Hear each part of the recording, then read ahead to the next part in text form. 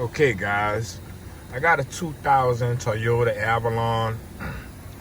Came in with the check engine, VSC light on.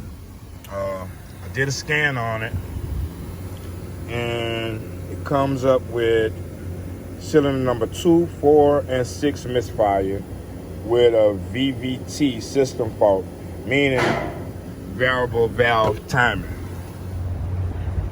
Okay, this car was at another shop. They replaced all the 3 cars on it. But what happens is the VVT solenoid, which is located right here, causes it to misfire on all 3 cylinders. You have one bolt in the back, plug on the side, which is right here. Pull it out, put one back in. Once I reinstall it, I clear the codes and see what's gonna happen. All right, this is the new variable valve timing solenoid. Goes right back here, a little hole back there.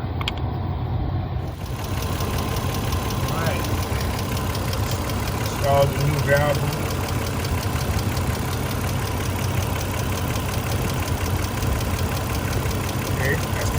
New solenoid is installed.